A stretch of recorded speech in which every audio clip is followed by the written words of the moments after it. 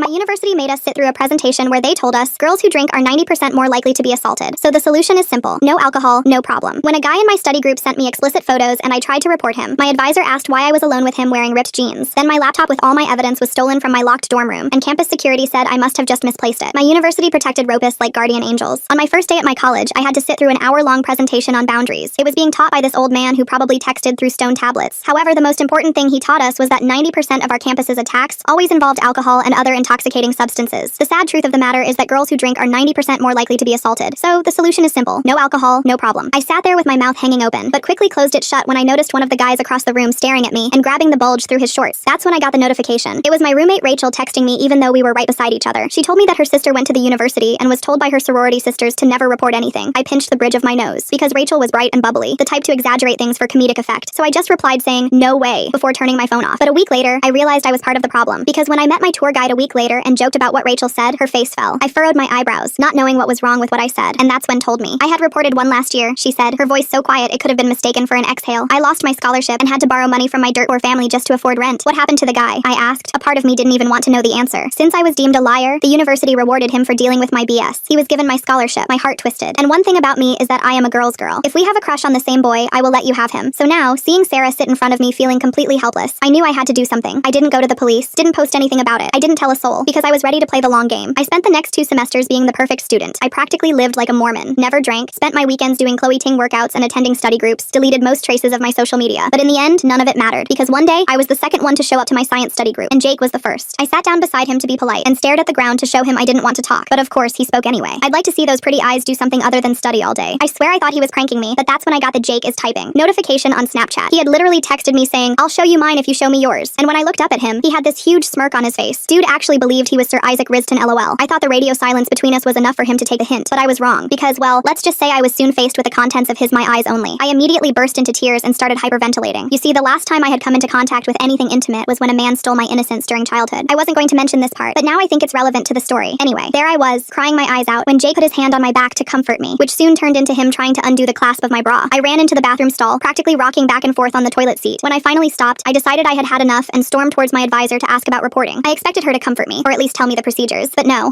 Why the F were you alone with him, especially wearing that? She then pointed to my ripped jeans like they were to blame. I just smiled and walked away, because I had an ace up my sleeve, one that I didn't want to pull out unless I absolutely had to. My daddy was a rich lawyer. He was the one who had put my childhood rapist away, and I knew he would do anything for me. And I had just recorded our entire conversation. I sat in my car outside the administration building, my hands still shaking as I sent the recording to my father. His response came within seconds. He called immediately. I answered on the first ring, my voice barely a whisper as I explained everything. The study group, Jake's messages, the advisor's response. My father's breathing grew heavier with each detail. When I finished, silence stretched between us for several heartbeats. "I'm calling Catherine," he finally said, referring to his paralegal. "Document everything. Screenshot those messages before he deletes them. I'll be there tomorrow morning." I drove back to my dorm in a daze. Rachel sat cross-legged on her bed, painting her nails bright pink. She looked up when I entered, her smile fading instantly. I must have looked terrible because she immediately capped the polish and patted the space beside her. I showed her the messages. Her face went through a series of expressions: shock, disgust, then something darker. She grabbed my phone and started taking photos with her own device. "My sister was right," she whispered. "They really don't care about us here." That evening, I sat at my desk, screenshotting every interaction I'd ever had with Jake. There weren't many, a few group project messages, some class announcements he'd forwarded, but I saved them all. My father had taught me that evidence was everything. Around midnight, someone knocked on our door. Rachel and I exchanged glances. She grabbed her field hockey stick while I peered through the peephole. A girl stood outside, shifting nervously from foot to foot. I recognized her from my sociology class. Sarah, the same Sarah who'd lost her scholarship. I opened the door cautiously. She glanced down the hallway before stepping inside quickly. "I heard what happened today," she said quietly, "with Jake and the advisor." My stomach dropped. How did she know already? Sarah must have seen my confusion because she continued, "There's a group of us. We meet on Thursdays. I think you should come." She handed me a folded piece of paper with an address scrawled on it, then left as quickly as she'd come. Rachel and I stared at each other, then at the paper. It was an address for a community center off campus. The next morning, my father arrived with Catherine and another associate I didn't recognize. We met in a small conference room he'd booked at a nearby hotel. Catherine set up a laptop while the other associate, a young man named Jonathan, arranged documents on the table. My father hugged me tightly before getting down to business. He had me walk through everything again, this time for the record. Catherine typed furiously while Jonathan took notes. When I showed them the screenshots, my father's jaw tightened. "Has he contacted you since?" Catherine asked. I shook my head. "But I haven't been back to the study group. I'm scared to go anywhere alone on campus now." My father placed recording devices on the table, small, legal ones that could clip onto my backpack or notebook. "These are for public spaces only," he emphasized. "Completely legal. If anyone approaches you, if anyone threatens you, we need documentation." That afternoon, I returned to campus with the devices hidden in my belongings. My father had instructed me to maintain my normal routine as much as possible, but normal felt impossible now. In the dining hall, I kept my head down, picking at a salad I couldn't taste. Then I heard his voice. Jake stood 3 tables away, surrounded by his friends. One of them held up a phone, and I heard my name followed by laughter. My hands trembled as I activated the recording device in my pocket. I couldn't make out everything they were saying, but I caught fragments. "Ice Queen, uptight, just needs to loosen up. up. Then Jake noticed me watching. He said something to his friends and started walking toward my table. I forced myself to stay seated, even as every instinct screamed at me to run. He sat down across from me without invitation. Heard you talk to your advisor yesterday, he said casually, like we were discussing the weather. That was really stupid. You know what happens to girls who make false accusations here? I kept my face neutral, remembering my father's advice. Let them talk. Let them incriminate themselves. Jake leaned forward. My uncle teaches in the science department. My dad just funded the new lab. You really think anyone's going to believe you over me? He stood up, knocking into the table hard enough to spill my water. Careful, he said with a smirk. Wouldn't want any more accidents. After he left, I sat there for another 10 minutes, making sure the recording captured everything. Then I went to the bathroom and threw up. That Thursday, I found myself standing outside the community center Sarah had mentioned. The building looked unremarkable, just another converted house near campus. I almost turned back twice before finally knocking. Sarah answered, offering a small smile. I'm glad you came. Inside, 11 other women sat in a circle on mismatched chairs and cushions. They ranged from freshmen to graduate students. Some I recognized from classes or the dining hall. Others were strangers, but they all had the same look in their eyes, a mixture of exhaustion and determination. A senior named Emily seemed to be the unofficial leader. She explained that they'd been meeting for 2 years, ever since her own assault case was buried by the administration. We document everything, she said, pulling out a laptop. Every case we know about, every girl who's been silenced, every administrator who's complicit. She showed me a spreadsheet. 47 cases over 5 years. Names, dates, outcomes. Almost all ended the same way. Victim silenced, perpetrator protected. Some attackers had multiple entries. I wonder why Jake feels so comfortable being that bold in public, sending those messages right there in the study group room. His uncle in the science department and his dad funding the lab seems to explain a lot about his confidence. Jake's name appeared twice, with dates from other universities. He transferred here last year, Emily explained. Both previous schools sealed his records as part of settlement agreements. My phone buzzed. Rachel had texted frantically. I opened the message and nearly dropped my phone. Someone had posted explicit images in our sorority group chat, claiming I had sent them to Jake asking for feedback. The posts were already being deleted, but not before dozens of people had seen them. I screenshotted everything with shaking hands. The other women in the group watched knowingly. This was a familiar pattern. They'll claim you sent them voluntarily, one girl said quietly. Then they'll use it as evidence that you wanted attention. Emily pulled up another document on her laptop. The administration has someone monitoring all campus social media. They delete evidence of harassment within minutes, but somehow screenshots that make victims look bad always survive. She showed me proof. Timestamps of deleted posts, cached versions of removed content, all showing a clear pattern of selective moderation. My attacker works in campus security now, Emily added bitterly. They promoted him after I reported him, said it showed he was committed to campus safety. I thought I'd been prepared for institutional indifference, but this was something else entirely. This was active protection of predators. When I got back to my dorm, Rachel was packing a suitcase. Her eyes were red and puffy. My parents called, she said without looking at me. Someone sent them screenshots of those posts. They think I'm involved in some scandal. They're threatening to pull me out of school if I don't distance myself from you. Rachel, you know I didn't send those. I know, she interrupted, but they don't care. My sister warned me this would happen. She said the university has ways of making problems go away, and anyone who gets too close becomes a problem too. She zipped up her suitcase. I'm moving to a different dorm. I'm sorry. I can't lose my scholarship. After she left, I sat in our empty room, staring at her bare mattress. The recording device in my pocket had captured our entire conversation. More evidence. But evidence of what? That the system was working exactly as designed? My phone rang. It was my father. I've been doing some research, he said without preamble. 3 of the university's board members are judges. Guess what kinds of cases they consistently dismiss? I didn't need to guess. We're going to fight this, he promised. But it's going to get worse before it gets better. Are you prepared for that? I thought about Sarah losing her scholarship, about Emily's attacker being rewarded with a promotion, about 47 cases swept under the rug, about Rachel, too scared to even remain my roommate. Yes, I said. I'm prepared. But I wasn't. Not really. Because the next morning, I woke up to find my laptop missing from my desk. Campus security claimed there were no working cameras in my hallway that night. They suggested I must have misplaced it. The message was clear. They were just getting started. I stared at the empty space where my laptop had been, my heart pounding. Everything was on there. My assignments, my notes, my personal files, but more importantly, the evidence folder I'd been compiling. I'd backed up the screenshots to the cloud, but losing the laptop felt like a violation. Campus security arrived within an hour. The officer who took my report seemed bored, barely glancing up from his clipboard as I explained what happened. He suggested I check the library lost and found. Maybe I'd left it there. When I insisted someone had stolen it from my locked room, he shrugged and muttered something about students being careless with their belongings. I texted my father about the theft. He responded immediately, telling me to file a police report off campus. The real police, not campus security. He also instructed me to change all my passwords immediately and enable 2-factor authentication on everything. While sitting in the police station that afternoon, I noticed Jake's friend from the dining hall walking past the window. He slowed down when he saw me, pulling out his phone. Within minutes, my social media accounts started receiving login attempts from unknown devices. My hands shook as I watched the notifications pile up. The police officer taking my report was more thorough than campus security, but she warned me that without evidence of forced entry or witnesses, it would be difficult to prove theft. She gave me a case number and said they'd investigate, but her tone suggested not to get my hopes up. Back in my dorm room, I found a maintenance request slip under my door. Apparently, there was an urgent electrical issue that required immediate access to my room the next morning. The timing felt too convenient. I photographed the slip and forwarded it to my father. That evening, I attended my second support group meeting. The atmosphere was tense. Emily explained that 2 members had received academic warnings that week for excessive absences, despite having perfect attendance. Another girl's financial aid had been mysteriously delayed, leaving her unable to pay for textbooks. Sarah sat beside me, her hands wrapped around a cup of tea. She'd been quieter than usual, dark circles under her eyes. When I asked if she was okay, she just shook her head slightly. Later, as we were leaving, she pulled me aside and showed me her phone. Someone had been sending her photos of herself taken from a distance, walking to class, at the grocery store, studying in the library. The message was clear. We're watching. The next morning, I waited in my room during the electrical inspection. 2 maintenance workers arrived, accompanied by a campus security officer. They spent 40 minutes examining every outlet, checking behind furniture, and opening panels I didn't even know existed. They found nothing wrong, of course, but I noticed one of them taking photos of my belongings, including the recording devices my father had given me. My phone buzzed with a text from an unknown number. door. It was a photo of me from that morning, walking to the dining hall. The caption read, "Paranoid much? Maybe you should transfer somewhere safer." I screenshotted it immediately, adding it to my growing collection of evidence. In my psychology class that afternoon, the professor announced a surprise change to the syllabus. We'd be doing a unit on false memory syndrome and the dangers of suggestion in trauma narratives. She looked directly at me as she explained how some people create elaborate stories to gain attention or sympathy. Several students turned to stare. After class, I overheard two girls whispering about the crazy girl who's trying to ruin Jake's life. One of them mentioned that Jake's father had just donated new equipment to the science department. The other laughed and said something about knowing which side their bread was buttered on. I started eating meals in my room, ordering delivery to avoid the dining hall, but even that didn't provide refuge. The delivery drivers began taking longer and longer to arrive, and my food often showed up cold or with items missing. When I complained to the restaurant, they said they'd been receiving calls claiming I was pranking them with fake orders. Catherine called with an update on the investigation. She discovered that Jake's uncle wasn't just a professor. He was the department chair and sat on the committee that reviewed academic misconduct cases. His wife worked in the registrar's office. His brother-in-law was the head of campus security. The web of connections was extensive. That Thursday support group meeting was held in a different location. Emily had received a warning that the community center could lose its nonprofit status if it continued hosting defamatory gatherings. We met in Sarah's off-campus apartment instead, checking carefully for any signs we'd been followed. 3 new girls attended that meeting. Each had similar stories: harassment that escalated when they tried to report it, mysterious academic problems, financial aid issues. One freshman had been moved 3 times in 2 weeks due to roommate compatibility issues after she'd filed a complaint about a football player. Emily pulled up her laptop to update the spreadsheet, but her hands froze over the keyboard. Someone had accessed her cloud storage and deleted everything. Years of documentation gone. She had physical backups, she assured us, hidden in multiple locations, but the message was clear. They could reach us anywhere. My father arrived that weekend with a small team. Besides Catherine and Jonathan, he'd brought a cybersecurity expert and a private investigator. They set up in a hotel suite off campus, transforming it into a makeshift war room. The investigator, a middle-aged woman named Linda, had experience with institutional cover-ups. Linda's initial findings were disturbing. Jake's previous universities had similar patterns. Multiple complaints that suddenly disappeared, victims who transferred or dropped out, records that were sealed or lost. She'd found 3 girls willing to speak off the record, but none would go public. They'd all signed NDAs as part of settlement agreements. The cybersecurity expert examined my devices and found sophisticated spyware on my phone. Someone had been tracking my location, reading my messages, and possibly listening to my calls. He cleaned my devices and installed military-grade encryption, but warned that nothing was foolproof if the institution itself was compromised. On Monday, I received an email from the dean's office. I was being placed on academic probation for creating a hostile learning environment. The letter cited multiple complaints from fellow students who felt uncomfortable and threatened by my baseless accusations. Campus security suggesting she checked the library lost and found for a laptop stolen from her locked room. That's like telling someone who got pickpocketed to check if they accidentally donated their wallet to charity. I had to attend mandatory counseling sessions or face suspension. The counseling appointment was scheduled for that Wednesday. I arrived to find not just a counselor, but 3 administrators and Jake himself sitting in what they called a restorative justice circle. They wanted to mediate the misunderstanding between us. Jake sat across from me, his expression carefully neutral. He apologized for making me uncomfortable with his friendly overtures. He said he hadn't realized I had past trauma that made me misinterpret normal social interactions. The administrators nodded approvingly as he spoke. They presented me with a document to sign. It stated that I acknowledged the situation was a misunderstanding, that Jake had meant no harm, and that I would cease making public accusations. In exchange, Jake would agree to give me space, and the academic probation would be lifted. The counselor called it a win-win solution. I politely declined to sign anything without my lawyer present. The atmosphere in the room shifted immediately. One administrator mentioned that false accusations could result in expulsion. Another noted that my father's interference was bordering on harassment of university staff. The counselor suggested I might benefit from taking a semester off to work through my issues. The recording device in my bag captured every word. That night, someone slipped an envelope under my door. Inside were printed screenshots of my father's client list, with certain names highlighted. The implication was clear. They could make trouble for his practice if we didn't back down. There was also a photo of my childhood home, taken recently. My parents' car was in the driveway. I called my father immediately. He told me to pack a bag and meet him at the hotel. It was no longer safe for me to stay in the dorm. As I gathered my belongings, I heard footsteps in the hallway that stopped right outside my door. I held my breath, waiting. After what felt like hours but was probably only minutes, the footsteps moved on. Sarah texted me that her off-campus apartment had been broken into. Nothing was stolen, but her personal items had been moved around. Photographs turned face down, drawers left open. The police said there was no sign of forced entry. Her landlord suddenly remembered she was behind on rent. She wasn't, and gave her an eviction notice. The support group fragmented. Some members stopped coming to meetings, too scared of retaliation. Others transferred to different schools. Emily tried to hold things together, but the constant pressure was taking its toll. She looked exhausted, jumpy at every unexpected sound. Then came the lawsuit. Jake's family filed a defamation suit against me, my father, and his law firm. They claimed we were conducting a malicious campaign to destroy Jake's reputation and future prospects. They demanded damages that would bankrupt my family and destroy my father's practice. The university released a statement supporting Jake, calling him an exemplary student who was being victimized by false allegations. They announced a new policy requiring all intimate assault complaints to go through a review board before any investigation could begin. The board would be chaired by Jake's uncle. Local news picked up the story, but not in the way we'd hoped. The headline read, "Prominent lawyer's daughter cries wolf." The article quoted anonymous sources saying I had a history of making false accusations, twisting my childhood trauma into evidence of a pattern. They'd even found my high school classmates willing to say I was attention-seeking and dramatic. My father's firm started losing clients. Some cited the controversy, others simply stopped returning calls. Catherine mentioned that several clients had received anonymous letters suggesting they might want to seek less controversial representation. The private investigator Linda made a breakthrough. She'd found a former administrator who'd quit in disgust 2 years prior. Dr. Patricia Wells had kept copies of every buried report, every silenced victim, every cover-up she'd witnessed. She had names, dates, and documentation going back a decade. But Dr. Wells was terrified. She'd signed an NDA when she left, and violating it would ruin her. She'd only agreed to meet Linda in person after extensive precautions. She lived 3 states away now, had changed her name, and still looked over her shoulder constantly. We needed her testimony, but we couldn't guarantee her safety. The mandatory counseling sessions continued. Each one was more aggressive than the last. They brought in my academic records, highlighting every imperfection. They questioned my mental health, my relationships, my entire history. They suggested that my father was manipulating me, that I was too damaged to think clearly. During one session, the counselor mentioned details about my childhood assault that I'd never shared with anyone at the university. When I asked how she knew, she smiled coldly and said trauma had a way of following people. The threat was implicit but clear. Jake grew bolder. He showed up at places he knew I'd be, always with witnesses, always maintaining plausible deniability. He'd wave cheerfully, ask mutual acquaintances how I was doing, express concern for my mental health struggles. To observers, he looked like the bigger person, trying to be kind despite my harassment. One evening, as I was leaving the hotel to meet with a support group, a car followed me. It stayed 3 cars back, matching every turn. I called my father, who told me to drive to the police station. The car peeled off 2 blocks away. When I checked my rearview mirror at a red light, I saw Jake's friend in the passenger seat. Phone pointed at me. The stress was affecting everyone. Rachel had cut off all contact, terrified of being associated with me. Sarah was struggling to find new housing while dealing with a harassment. Emily's grades were slipping as she spent more time trying to hold the support group together and less time studying. Then we got word that Mia, one of the quieter support group members, had been hospitalized. Her roommate found her unconscious in their dorm room. The official story was a sewer slide attempt, but her symptoms were consistent with drugging. She couldn't remember anything from that night, but she'd been fine during our meeting just hours before. Security footage from her dorm hallway was mysteriously corrupted for that exact time period. My father decided it was time to escalate. He reached out to his contacts in federal law enforcement. What we documented wasn't just institutional negligence, it was a pattern of civil rights violations, possibly criminal conspiracy. But federal investigations took time, and we were running out of it. The university's pressure campaign intensified. My professors started losing my assignments, claiming I'd never turned them in. Group project partners suddenly couldn't meet with me. My academic standing plummeted despite my best efforts. The dean's office sent increasingly threatening letters about my lack of academic progress. Jake's uncle announced a new scholarship program for students who demonstrate resilience in the face of adversity. Jake was the first recipient. The ceremony was held in the same building where I'd first reported his harassment. They made sure I knew about it, sending me an invitation to attend. Dr. Wells finally agreed to help, but only if we could guarantee her protection. My father worked with the federal investigators to arrange something, but it would take weeks to set up. In the meantime, she sent Linda encrypted files containing years of evidence. The scale of the cover-up was staggering, but someone leaked that we'd found a whistleblower. Dr. Wells called Linda in a panic. Someone had been asking about her at her new job. Strange cars were parking outside her house. She was ready to run again, to disappear completely. The support group met one last time at Sarah's apartment. Only 6 of us remained from the original 12. Emily brought printed copies of everything she'd saved, distributing them among us for safekeeping. We all knew this might be our last meeting. As we were leaving, we found our cars vandalized. Nothing dramatic, just flat tires, keyed paint, broken mirrors, but the message was clear. Sarah's neighbor mentioned seeing several young men hanging around earlier but hadn't thought anything of it. The police took our reports but seemed skeptical. One officer suggested we might have done it ourselves for attention. That night, I sat in the hotel room with my father and his team, surrounded by boxes of evidence, recordings, and testimonies. We had proof of systematic cover-ups, harassment, and civil rights violations, but the institution seemed untouchable, protected by wealth, connections, and the silence of those too frightened to speak. My father's phone rang. It was the federal investigator. They were ready to move forward, but they needed more than documentation. They needed a smoking firearm, proof of ongoing criminal activity, not just institutional negligence. As if on cue, my phone buzzed with a message from Emily. She was typing in all caps, panicked. Someone had broken into her apartment while she was at work. Her backup drives were gone, her laptop destroyed, but they'd made a mistake. Her hidden camera had caught them in the act. She sent the video. Clear as day, 2 campus security officers were methodically destroying evidence while a third stood watch. One of them was the same officer who'd taken my laptop theft report, who'd suggested I was just careless. We finally had our smoking firearm, but the next morning brought devastating news. Emily hadn't shown up for her shift at work. Her car was in her apartment parking lot, keys still in the door, but she was nowhere to be found. Her phone went straight to voicemail. The police initially refused to take a missing person report, saying she'd probably just needed a break from the stress. The timing of Emily's disappearance right after she caught those security officers on camera feels way too convenient for certain people. Makes me wonder who else knew about her hidden camera setup besides her close friends. It took my father threatening legal action to get them to even pretend to investigate. Sarah called me sobbing. She'd received a note under her door, a photo of Emily's student ID and a single word: stop. The federal investigation couldn't move fast enough. Every day that passed was another day Emily was missing. Another day the university could destroy evidence and intimidate witnesses. The support group members were terrified, some leaving town entirely. My father made a decision. We were going public with everything. The federal investigators warned against it, saying it could compromise their case. But with Emily missing and the threats escalating, we couldn't wait any longer. Catherine coordinated with a journalist who specialized in institutional corruption. We provided her with copies of everything: the recordings, the documentation, Dr. Wells's files. She worked to verify and corroborate, building an airtight story. 3 days before the article was set to publish, Emily was found. A jogger discovered her unconscious in a park 10 miles from campus. She had no memory of the past week, showed signs of prolonged drugging, and had injuries consistent with being held against her will. The hospital put her under protective watch, but she was too traumatized to speak about what had happened. Whatever they'd done to her, it had broken something inside. The vibrant leader who'd held our support group together was gone, replaced by someone who flinched at shadows. The university issued a statement expressing concern for Emily's mental health crisis and offering resources for students struggling with stress. They implied she'd had a breakdown, painting her disappearance as self-imposed. But we had the security footage of the break-in. We had the threats. We had the pattern of systematic intimidation. And now, with Emily in the hospital and the federal investigation building momentum, we had no choice but to fight back with everything we had. The war for justice was entering its final phase, and the other side had shown they were willing to do anything to protect their own. But they'd made one crucial mistake. They'd pushed us too far. And now, with federal investigators closing in and the media about to expose their secrets, their carefully constructed wall of protection was about to come crashing down. The article published on a Tuesday morning. Catherine had coordinated the timing perfectly. early, right when campus would be buzzing with students checking their phones between classes. Within hours, the university's PR machine kicked into overdrive. They released statements calling the allegations unsubstantiated and harmful to our community's reputation. But the evidence spoke louder than their denials. The security footage of campus officers destroying evidence went viral on campus forums. Students started sharing their own stories in comment sections. The floodgates had opened. My father's phone rang constantly. Federal investigators accelerated their timeline. They needed me to wear a wire to my next mandatory counseling session. The risk made my stomach churn, but Emily's empty hospital bed reminded me why we couldn't stop now. The counseling session was different this time. The administrators seemed rattled, their questions more desperate. They offered me a full scholarship if I'd recant. When I declined, they threatened to release my childhood therapy records. The recording device captured their every word, evidence of blackmail and coercion. Jake's behavior escalated. He showed up at the hotel, demanding to speak with my father. Security turned him away, but not before he'd made a scene in the lobby. Later that night, someone threw a brick through my father's office window. The attached note simply read, "Drop it." Sarah moved in with a cousin 2 towns over, but the harassment followed. Her new employer received anonymous calls claiming she had a history of making false accusations. She lost the job within a week. The support group members were being systematically destroyed, one by one. Dr. Wells finally agreed to testify, but only under federal protection. Linda drove 3 states to retrieve her, taking a circuitous route to avoid being followed. They arrived at the hotel looking exhausted but determined. Dr. Wells had brought everything: boxes of documents, USB drives, even printed emails from administrators explicitly discussing cover-up strategies. The federal raid happened on a Thursday morning. I watched from my hotel window as black SUVs surrounded the administration building. Agents carried out box after box of evidence. Jake's uncle was led away in handcuffs, along with 2 other administrators. The head of campus security tried to flee but was caught in the parking lot. Students gathered to watch, some cheering, others looking shocked. Years of carefully maintained silence were crumbling in real time. My phone buzzed with messages from former support group members. They were ready to come forward now that the administration's power structure was collapsing. Jake was arrested that afternoon. Federal agents found evidence on his devices linking him to the harassment campaign. He'd been coordinating with campus security to track our movements, destroy evidence, and intimidate witnesses. His father's lawyers arrived within hours, but even they seemed shaken by the scope of the charges. The university president resigned to pursue other opportunities. The board of trustees called an emergency meeting. 3 board members stepped down immediately. The judges my father had identified. Their replacements were hastily appointed from faculty who'd had no involvement in the cover-ups. Emily was released from the hospital, though she still couldn't remember what had happened during her missing week. She moved back home with her parents, planning to transfer to a different school. Before leaving, she handed me a flash drive she'd hidden before her disappearance. Backups of everything we'd collected over 2 years. The criminal trials began 6 months later. I testified for 3 days, detailing everything from Jake's initial harassment to the systematic campaign of intimidation. Other victims came forward, 73 in total, spanning 15 years. Some had graduated, married, moved on with their lives, but they all remembered. They all carried the weight of being silenced. Jake's defense team tried every strategy. They claimed the encounters were consensual, that I'd led him on, that my father had orchestrated everything for money. But the evidence was overwhelming. The security footage, the recorded threats, the paper trail of cover-ups, it all painted a clear picture of institutional protection of predators. During Jake's cross-examination, his story fell apart. He contradicted himself multiple times, claimed not to remember key events, and eventually pleaded the fifth. His uncle testified against him in exchange for a reduced sentence, revealing the full extent of their coordination to silence victims. The jury deliberated for less than 4 hours, guilty on all counts: federal civil rights violations, conspiracy, witness tampering, and more. Jake's face went pale as the verdict was read. His father shouted something about appeals before being escorted out. His mother wept quietly in the gallery. Sentencing came 2 months later. Jake received 12 years in federal prison, no possibility of early release. His uncle got 8 years. The other administrators received various sentences ranging from probation to 5 years. The head of campus security, who'd been directly involved in destroying evidence, got 7 years. The civil lawsuits followed. My father's firm represented 43 victims pro bono. The university settled quickly, desperate to limit further damage to their reputation. The settlements weren't life-changing money, enough to cover therapy, lost scholarships, and some compensation for suffering. But more importantly, they came with no gag orders. We could keep talking. The university implemented real reforms under federal oversight: an independent office for handling assault reports, staffed by professionals with no ties to the administration, mandatory training for all staff on proper reporting procedures, regular audits of how cases were handled. It wasn't perfect, but it was progress. I graduated a year later than planned, my transcript scarred by that semester of retaliation, but I walked across that stage with my head high. Sarah was there, having transferred to a community college to finish her degree. Rachel reached out after the trials, apologizing for abandoning me. We met for coffee, awkward but healing. Jake's family left town after his father's business collapsed from the scandal. Their mansion went up for sale, the proceeds going toward victim settlements. I heard Jake was attacked in prison by another inmate whose daughter had been assaulted on campus. He survived, but spent months in the infirmary. Dr. Wells became an advocate for institutional reform, though she still used her assumed name and avoided public appearances. She consulted with other universities on preventing similar cover-up cultures. Linda, the private investigator, started specializing in campus assault cases, helping other families navigate hostile institutions. The support group reformed under new leadership, this time with official university recognition and funding. They named it after Emily, who never fully recovered from her ordeal, but sent a letter to be read at the first meeting. Her words were simple but powerful: keep fighting, keep supporting each other, keep refusing to be silenced. I started law school the following fall, inspired by my father but determined to forge my own path. Constitutional law fascinated me, particularly civil rights protections and institutional accountability. My personal statement was honest about my experience, and several schools accepted me despite my imperfect transcript. Federal raids with black SUVs and box-carrying agents. Nothing says Thursday morning at college quite like watching your administration get the full crime show treatment while students grab popcorn between classes. During my first year, I got a call from a freshman at my old university. She'd been assaulted, but this time the system worked. Her report was taken seriously, investigated properly, and her attacker expelled within a month. She thanked me for what we'd done, for making it possible for her to get justice. I cried after hanging up. My father's practice recovered and grew. He became known as the lawyer who'd taken on an entire university and won. But he was was careful about which cases he took, avoiding the spotlight and focusing on helping victims rather than building fame. Catherine was made partner, her meticulous documentation having been crucial to our victory. 3 years later, I was studying for the bar exam when I learned Jake had been unalived in prison. Another inmate serving life for murdering his daughter's rapist had cornered him in the shower. I felt nothing. Not satisfaction, not sadness, just a hollow acknowledgement that his story had ended. His uncle was transferred to protective custody after that. The university continued under federal monitoring for 5 years. Reported assaults actually increased during that time, not because more were happening, but because victims finally felt safe reporting. The culture had shifted. It wasn't perfect, would never be perfect, but it was better. I passed the bar on my first attempt and joined a small firm specializing in civil rights cases. My first client was a college sophomore whose assault had been mishandled by her school. We won, setting a precedent that made institutions more liable for protecting perpetrators. It was a small victory in an endless fight, but it mattered. On the 5th anniversary of the federal raid, the local paper ran a retrospective. They interviewed dozens of people affected by the changes. Sarah, now a social worker, talked about rebuilding after trauma. Several current students expressed gratitude for the safer environment. Even some administrators acknowledged the reforms had been necessary. I declined to be interviewed. My part in the story was over. I'd played the long game and won, but the victory had come at a cost. The nightmares still came sometimes. Trust remained difficult, but I'd learned to live with the scars, to build something meaningful despite them. The last time I visited campus, I stopped by the building where it had all started. A plaque by the door listed resources for assault victims. Inside, where Jake had first harassed me, students studied peacefully. The world hadn't changed, not really, but this small corner of it had become a little bit safer, a little bit more just. I thought about Emily, still struggling with trauma, about the 73 victims who'd come forward, about all the ones who hadn't, who'd suffered in silence. We'd won our battle, but the war continued on other campuses, in other institutions. All we could do was keep fighting, keep supporting each other, keep refusing to be silenced. My phone buzzed. A new client, another student failed by her university. I scheduled a consultation for the next day. The work never ended, but that was okay. Every case was a chance to hold another institution accountable, to protect another victim from what we'd endured. It wasn't the life I'd planned, but it was the one I'd chosen. And despite everything, I had no regrets. Well, folks, that really was something. So many things to wonder about, and somehow we made it through together. For now, thanks for being here. If you made it to the end, drop a comment. I love reading all your comments.